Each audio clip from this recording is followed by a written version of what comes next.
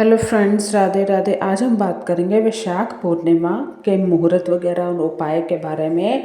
सनातन धर्म में वैशाख पूर्णिमा का बहुत महत्व है, सौभाग्यशाली माना जाता है। इस दिन माँ लक्ष्मी के साथ साथ भगवान विष्णु की पूजा का विधान है। इस दिन भगवान विष्णु की सत्यनारायण रूप में पूजा करना अत्यंत फलदायी है। कई भक्त व्रत रखते हैं और सत्यनारायण कथा का पाठ करते हैं। इतना ही नहीं, इस दिन दान पुण्य करना शुभ माना जाता है।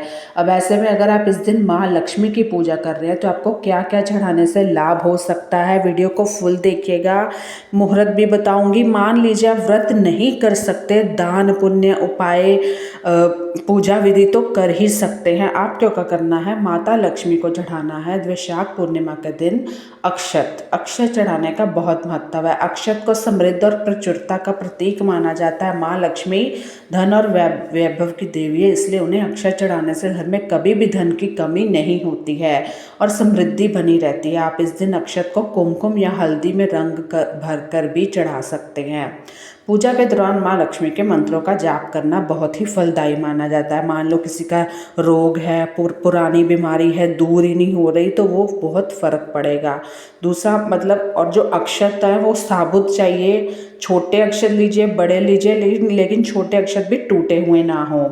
वैशाख पूर्णिमा के दिन माँ लक्ष्मी को चढ़ाए कौड़ी। ज्योतिष शास्त्र के अनुसार कौड़ी शुक्र और चंद्रमा से संबंधित है, तो इसे माँ लक्ष्मी को चढ़ाने से कुंडली में इन ग्रहों से जुड़े दोष शांत होते हैं। कौड़ी को सकारात्मक ऊर्जा का स्तोत्र माना जाता है। इसे घर में रखने या पूजा में चढ़ाने से नकारात्मकता दूर होती है और सकारात्मकता का संचार होता है। आप माँ लक्ष्मी को 5 या फिर 11 कौड़ी चढ़ा सकते हैं। उसके बाद आपने क्या करना है, उस कौड़ी को अपने पूजा स्थल में रख देना है। ठीक है, ऐसे ही रख देना है या छोटे से लाल कपड़े में रख देना, इससे आपको फ़ायदा होगा। और रोज़ उसे धूप अगरबत्ती करनी है। दूसरा, जब भी आप अपनी तिजोरी खोलते हैं उसकी साफ़ सफाई ज़रूर रखें। मेरी बहुत सारी वीडियोज़ है कि तिजोरी की दिशा किस तरफ होनी चाहिए, ज़रूर देखिएगा। मोती चंद्रमा का प्रतिनिधित्व करते हैं। उन्हें पवित्रता, शांति और शुभता का प्रतीक माना जाता है मोती को।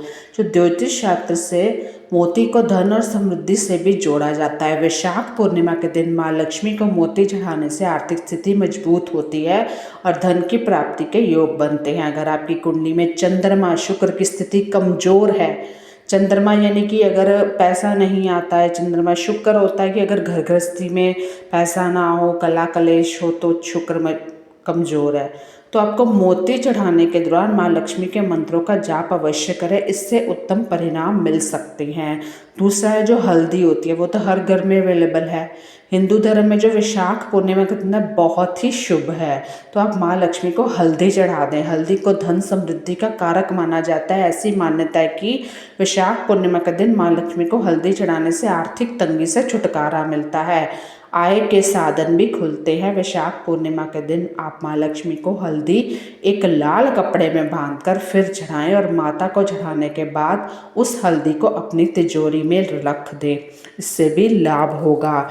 जैसे आर्थिक स्थिति होती है ना, कमज़ोर होने लगती है धीरे धीरे, कला कलेश जो हो वो भी बढ़ने लगता है। वो इसलिए क्योंकि जब थोड़ी पैसे की कमी होती है तो भी घर में ज़्यादा कला कलेश उत्पन्न होता है। सारी कहानी ही भैया पैसे की है ना।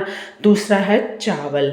वैशाख पूर्णिमा के दिन माँ लक्ष्मी को चावल चढ़ाने का महत्व है। चावल को शुद्धता और समृद्धि का प्रतीक माना जाता है, इसलिए इसे माता लक्ष्मी को चढ़ाने से व्यक्ति की जीवन में समृद्धि ऐश्वर्य का आगमन होता है और जीवन में हमेशा शुभ परिणाम मिलते हैं। साथ ही जीवन में सकारात्मक ऊर्जा का भी संचार होता है। इतना ही नहीं, माँ लक्ष्मी को चावल अर्पित करने से घर में कभी धन धान्य की कमी नहीं होती।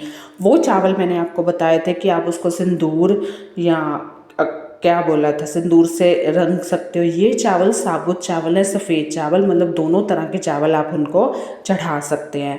दूसरा है कि इस दिन अगर आप वैशाख पूर्णिमा का दिन पीपल की, शमी की पूजा करेंगे तो इससे पितृदोष तो दूर होगा ही, साथ में शमी के पेड़ की पूजा अर्चना करने से व्यक्ति के कुंडली में जो स्थित शनि की स्थिति है वो सही होती है, सही होने लगती है। शनिदेव के अशुभ प्रभावों से बचा जा सकता है। इस दिन शमी के पेड़ की पूजा लाभ होगा, साथ ही व्यक्ति की मनोकामनाएं पूर्ण होंगी। मान लो आपके घर में शहनाइयाँ नहीं बज रही हैं, काफ़ी प्रॉब्लम्स है, घर में शुभ कार्य नहीं हो रहे, काम सिर नहीं चढ़ रहे, तो आपको क्या करना है, वैशाख पूर्णिमा के दिन पितृ दोष से राहत के लिए क्या उपाय करना है। वैसे वैशाख पूर्णिमा जी देखो 12 मई को है मनाई जाएगी। पूर्णिमा तिथि 11 मई को शाम 6:55 बजे शुरू होगी और 12 मई को शाम 7:22 बजे समाप्त होगी। उदय तिथि के अनुसार व्रत और पूजा 12 मई को ही होगा।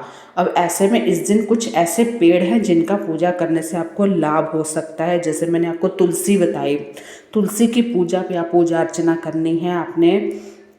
दूसरा, आप इस दिन बरगद के पेड़ की पूजा कर सकते हैं। इससे पिता और पुत्र को दीर्घायु होने का वरदान मिलता है, ऐसी मान्यता है।